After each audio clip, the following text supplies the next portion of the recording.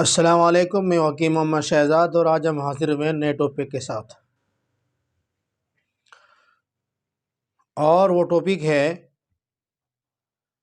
संभोग का ज़्यादा होना, संभोग ज़्यादा करना, हम बिस्तरी ज़्यादा करना, अपनी बीवी से ज़्यादा मिलना। सामईन, आपने बहुत सी किताबों का मुताला किया होगा और बहुत सी इस तरह की किताबें हैं जिसके अंदर जो है सोबत का तरीका बताया गया, ऐसा होगा ऐसा होगा, बहुत सी चीज़ें बताई गई हैं। आप भी पढ़ते होंगे, मैं भी पढ़ता हूँ। इसमें सबसे पहली बात यह है कि बहुत सी किताबों के अंदर मैंने देखा है, मैं लिखने वालों से ये नहीं कह रहा हूँ कि उन्होंने गलत लिखा है, मैं समझाने के वास्ते कह रहा हूँ। मैं अपने भाइयों को, अपने दोस्तों को, अपने सामीन को, अपने देखने वालों को, अपने सुनने वालों को, किताब का समझना बड़ी बात है, पढ़ लेना कोई बड़ी बात नहीं है।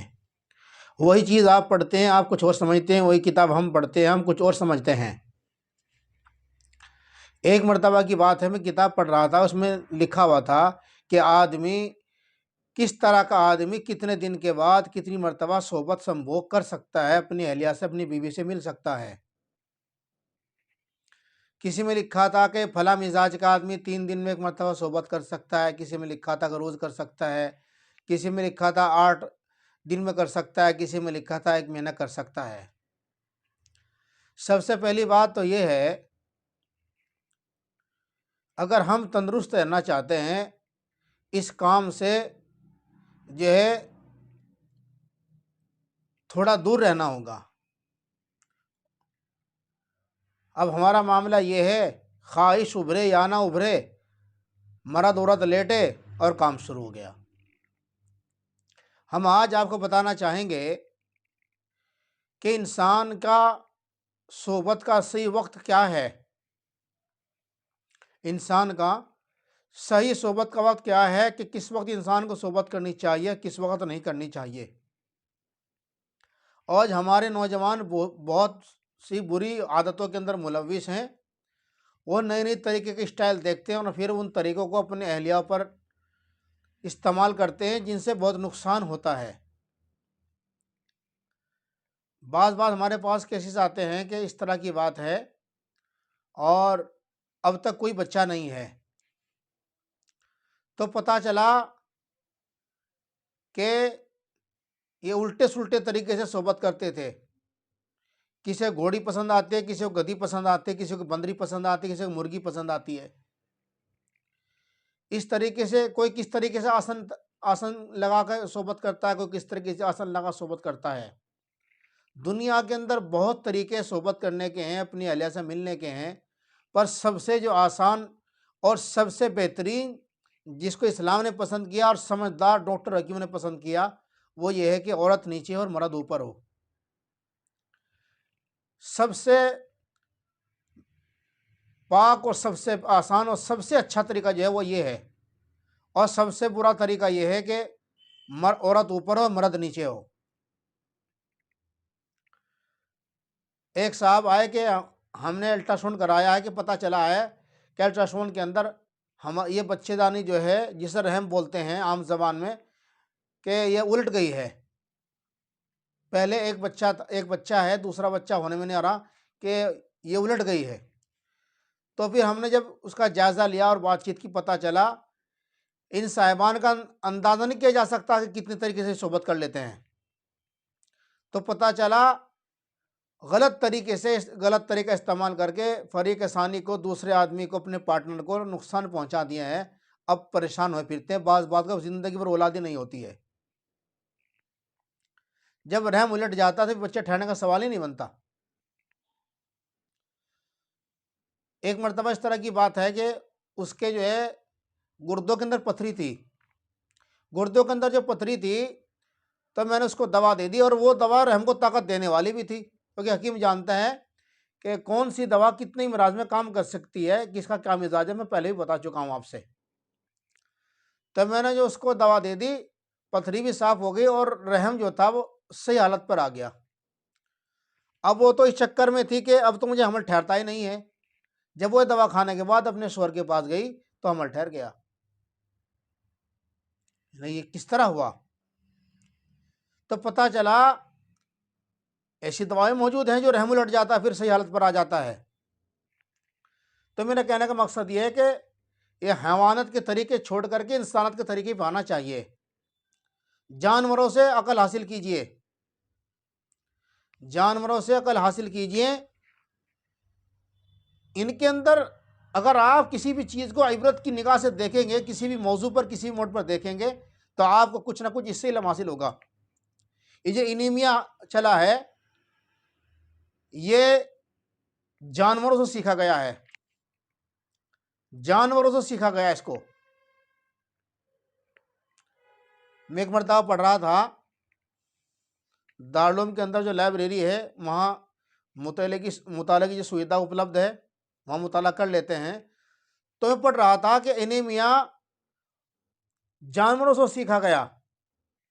जब वहाँ के जानवर, समंदर के जानवर जो आसपास रहते, मछली खाते थे, उनके पेट के अंदर खुश्क हो जाता था क्योंकि मछली का मिजाज खुश्क है। तो फिर एक जानवर जो है अपने चूंच में समंदर का पानी लेकर के उसके मकाद के अंदर, हिप के अंदर डालता, जिसकी वजह से उसका पाखाना हो जाता था। इसको देखा गया जब से एनीमिया शुरू हो गया। तो बहुत सी चीज़ें ऐसी हैं जो हमें जानवरों से मिलती हैं। अगर हम आज भी अपने, जिन लोगों की तंदुरुस्ती बरकरार है और वो तंदुरुस्त हैं, अगर वो चाहते हैं कि हमारी तंदुरुस्ती बहुत दिन तक बरकरार रहे, हम तंदुरुस्त रहें, जो बीमार हो चुके वो परहेज से अपनी ज़िंदगी बना सकते हैं, वर्जिश से अपनी ज़िंदगी बना सकते हैं। जो लोग तंदुरुस्त हैं उनका तो नूरुन अला नूर है, सोने पर सुहागा मौजूद है। सोहबत करने का जो सही वक्त है वो क्या वक्त है? वो वक्त ये है जिस वक्त आपको बगैर किसी तसव्वुर के, बगैर किसी ख्याल के, बगैर किसी ज़ेब व ज़ीनत के, बगैर किसी डेकोरेशन के, अगर आपके सामने कोई बन-ठन कर आ जाती है, कोई इस तरह की बात आ जाती है, आपको देखकर दिल मचल जाता है और नफ्सी ख्वाहिश जोर मारने लगती है, तो ये सही सोबत नहीं है। बगैर किसी ख्याल के, बगैर किसी सोचे और बगैर कोई सामने मंजर आने के, अगर आपके आज़ू के अंदर, लिंग के अंदर, आज़ाद तनासुल के अंदर खेजिश है, तनाव आ गया है और बार बार ये चीज़ हो रही है, तो समझिए आपको सोबत की ख्वाहिश है। अब आप सोबत कर सकते हैं। हमारा मामला ऐसा नहीं है। हमारा मामला ऐसा है, गए लेटर काम शुरू किया। आज औरतों को देखो, मर्दों को देखो, सबसे पहले तो मसला ये बना कि जो बड़े बड़े घेर थे उनके घर बन गए, घरों की जो है ना रसोई बन गई। एक बेड पर सोना है, वहीं सब कुछ लेटना पेटना वहीं है। जब आग और फूंस साथ ही मिलेंगे, आग जलकर रहेगी और ना हमें बर्दाश्त है, ना इसी को बर्दाश्त, ना उसी को बर्दाश्त है। बात बात ऐसे किस्से आते हैं कि हमारी मैडम के अगर 3 दिन, चौथा दिन हो जाता है तो ये बोलती है क्या चक्कर है, क्या बात है, और पता चला उसकी कमर में दर्द रहता है, रोजाना दवाई जाती है। मिल लो इनसे। तो साहिबान, ज्यादा सोबत करने के और गैर तरीके से सोबत, गैर तरीका जो होता है सोबत करने का, उससे बहुत नुकसान जमाने को जो है ना उठाने पड़ रहे हैं, लोगों को उठाने पड़ रहे हैं। किसी को कोई बीमारी है, किसी को कोई बीमारी है, वहां तक यहाँ देखा गया आंत ही फट गई, आंत फट गई है। जानवर की तरह के बनते हैं, जानवर की तरह काम करते हैं। ऐसा ना करो, ऐसा ना करो, नुकसान होगा, फिर इसकी भरपाई नामुमकिन हो जाएगी। ये है सोबत करने का टाइम कि जो है ना बगैर किसी तसव्वुर के आपको खिजिश पैदा हो जाए, तनाव पैदा आ जाए, ये है। और जिस वक्त आप ये सोबत करते हो, ये सोबत करने के बाद आपके अंदर कमजोरी नहीं आती, आपके जिस्म के अंदर तवानाई, ताजगी और ताकत पैदा हो जाती है। अगर सोबत करने के बाद आपको नींद ज़्यादा आने लगे और सिर्फ सुबह बदन टूटा टूटा रहे और पूरी नींद लेने के बाद भी आपको ये महसूस है कि मुझे और सोना नींद आ रही है, पता चला आपका बदन सोबत के वास्ते नहीं कह रहा था, आपने ज़बरदस्ती इसको इस्तेमाल किया, इसके अंदर थकावट ज़्यादा महसूस हो गई है। और ये जो मैंने सोबत बताई है, अगर ऐसे वक्त में सोबत की जाएगी, आप जो है बिल्कुल चंगे उठेंगे, बल्कि और दिन से भी तरोताज़ा उठेंगे आप। ये है सोबत करने का सही वक्त। हमें इस चीज़ का इल्म नहीं है। किसी भी चीज़ को अगर हम एतदाल से, मीडियम अंदाज से रखेंगे तो कोई चीज़ नुकसान देने वाली नहीं है।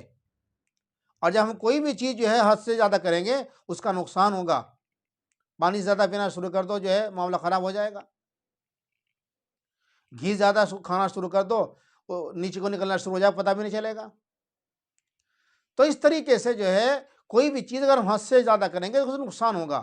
और मेरे नौजवान क्या 90% लोग इसके अंदर मुलविस हैं।